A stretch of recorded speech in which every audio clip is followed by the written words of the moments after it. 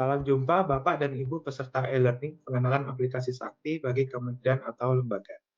Setelah mengikuti e-learning ini, Bapak dan Ibu diharapkan dapat menerangkan proses bisnis dan menu yang terdapat dalam aplikasi Sakti. Pada kesempatan kali ini bersama saya, Rio Hermawanto, kita masih akan mempelajari materi yang ketiga, yaitu mengenai pengenalan kelompok modul pelaksanaan anggaran. Materi ini terbagi menjadi 3 video, yaitu 1. Pengenalan modul komitmen, 2. Pengenalan modul pembayaran, 3. Pengenalan modul bendahara. Pada video yang pertama, kita telah mempelajari pengenalan modul komitmen. Di video yang kedua ini, kita akan mempelajari pengenalan modul pembayaran. Mari kita simak bersama pembahasannya. Overview modul pembayaran. Hari ini kita akan belajar tentang ruang lingkup modul pembayaran, kemudian relasi modul pembayaran dengan modul lainnya, kemudian feeder data modul pembayaran, kemudian user di modul pembayaran itu apa saja, kemudian kewenangan terkait dengan user modul pembayaran itu apa saja, dan yang terakhir terkait dengan alur proses pembuatan SPM. Kita mulai dari ruang lingkup modul pembayaran. Ya.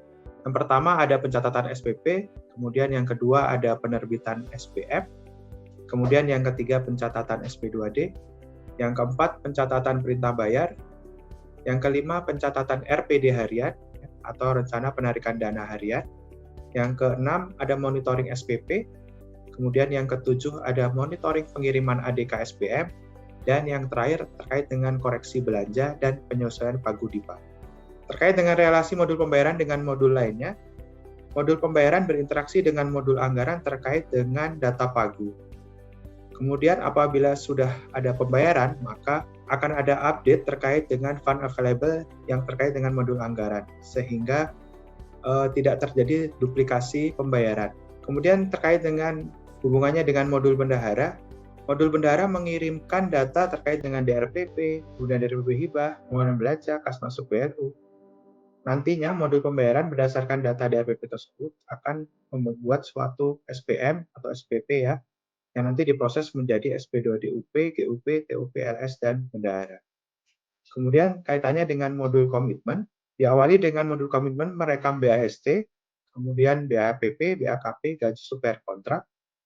Nantinya berdasarkan data feeder dari modul komitmen, modul pembayaran akan merekam SPP atau SPM. Kemudian kaitannya dengan modul JLP ini terkait dengan pembentukan jurnal. Ya.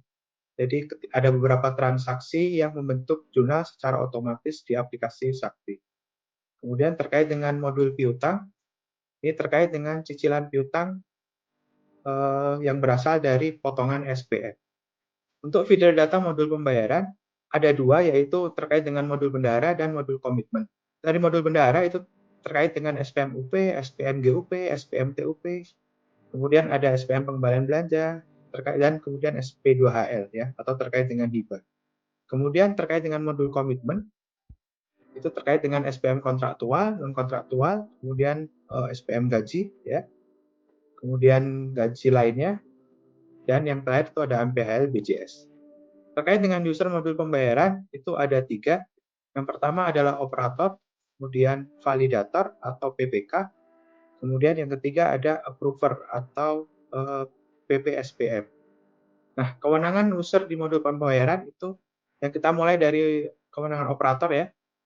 Jadi operator itu tugasnya atau kewenangannya mencatat atau merekam SPP, kemudian mencetak ya, kemudian mencatat RPD harian, mencetak SPP SPM juga, ya. Kemudian terkait dengan monitoring pengiriman data SPM.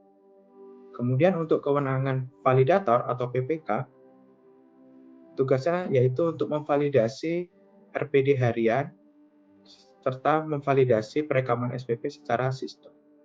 Kemudian meneliti kesesuaian perekaman data dengan hard copy, kemudian menandatangani SPP, dan melakukan pengiriman data SPP.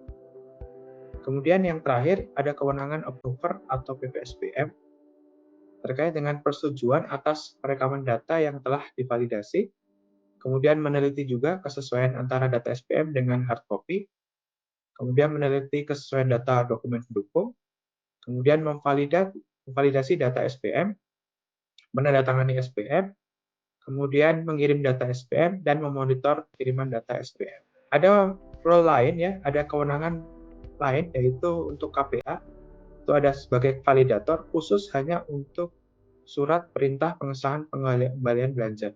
Namun untuk surat surat perintah pengesahan pengembalian belanja ini hanya untuk internal Satker, tidak disampaikan ke KPPN. Kemudian kewenangan approver yaitu sebagai KPA juga, ada juga untuk penerbitan SPM, jenis-jenis SPM pengembalian penerimaan atau MPHL BJS ya.